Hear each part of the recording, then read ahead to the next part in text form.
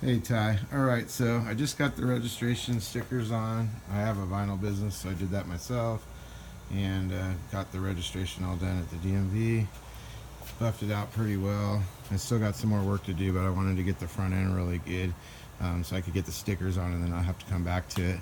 And then also I have the pad off that goes right here right now, so I could buff and clean it really good before I put it on, which it's done now.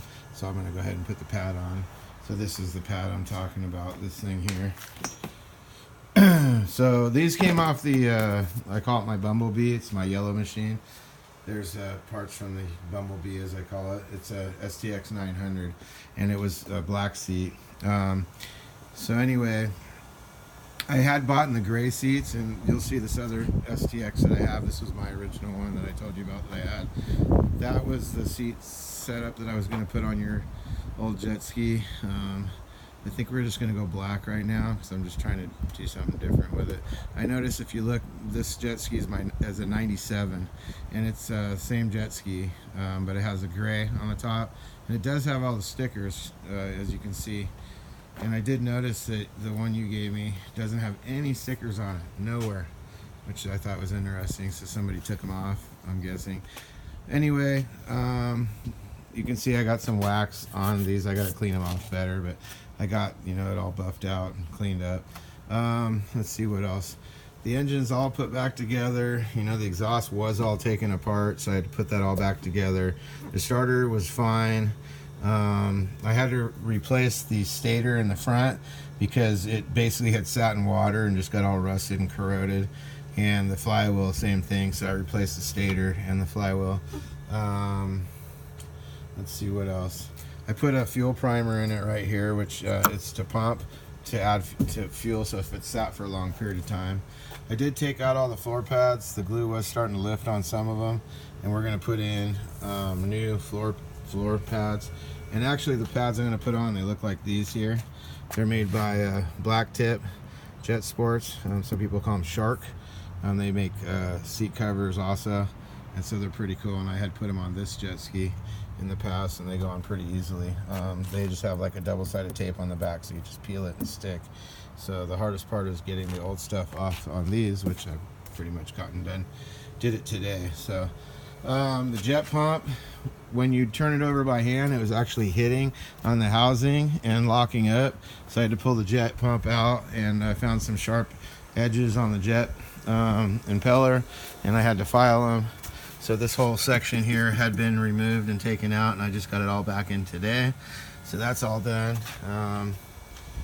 So anyway, the fuel gauge does not work, but all the other gauges seem to work, so I'm gonna have to replace the sending unit on it.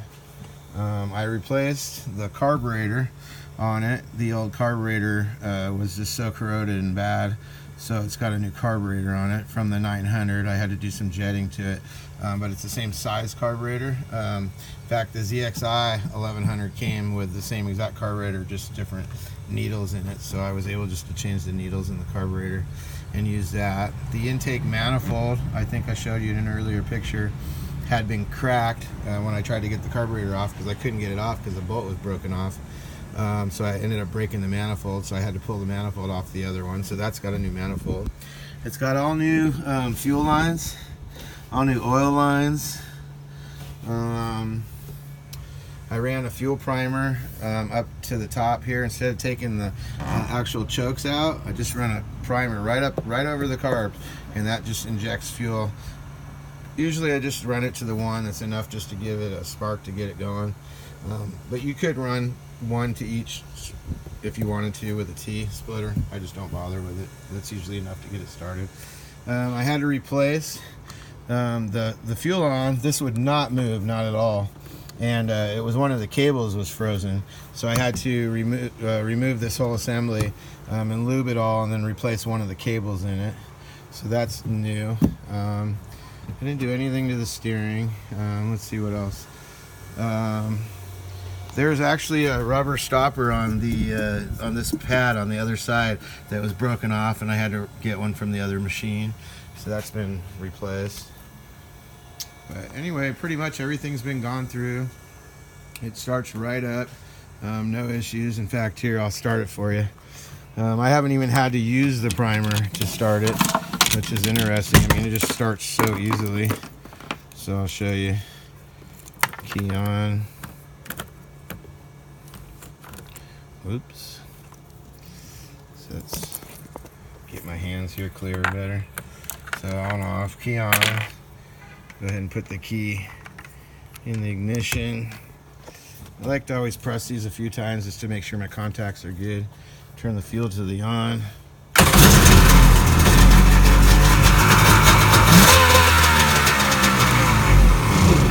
As you can see, it fires right up. The most I had to do to it once I got the carbs all done and straightened out was adjust the idle, turn it up just a tiny bit. But other than that, it's ready to go. I need to put it in the water and then check temperatures to make sure my cylinders aren't running hot and water circulating good. I ended up reusing your old exhaust gaskets because I wanted to make sure everything ran before I put any money into it. So I just cleaned the old metal gaskets and then I used some silicone to reseat them. I want to make sure all the water ports are clear and that I'm not having any restrictions. So we're gonna hook up a water, not a water, but a temperature. I have a temperature gun, and so I'll check all the cylinders and make sure everything's running good, and we'll just put it around. I had to adjust the oil pump cable. I adjusted all the cables here to make sure I'm actually getting full throttle, so that was kind of cool. What else? That's about it. The only thing else I really want to do possibly, I got to replace the fuel sending unit because I'm not getting any readings on the fuel gauge, and I did notice that the gauge here has some maybe water in it or something there. So I do have another gauge from the other machine, but this pad here is not very clean, and I've seen that you can replace these. You can buy new ones on eBay.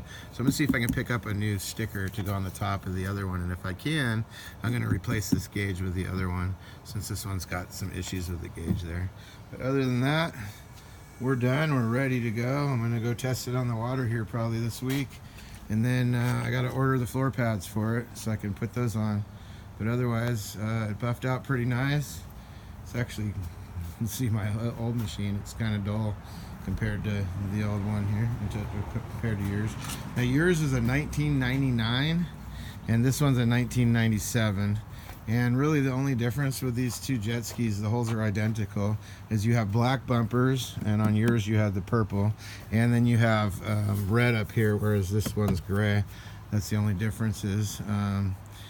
Seats, yours originally came with a split seat here, and it's the same hole, so you can have a split seat or a single seat. So yours were all rotten out, so I had to replace the seat. So I just went to the single style seat because they're a lot cheaper to replace at the time when I was buying them, and then I ended up with the Bumblebee one anyway, which again had a single seat. So I'm probably going to replace the covers on the seat anyway, because right now I'm going with all black, and I'm going to probably put a two-tone like this on it as well, but I think it'll be black with a light gray or something like that.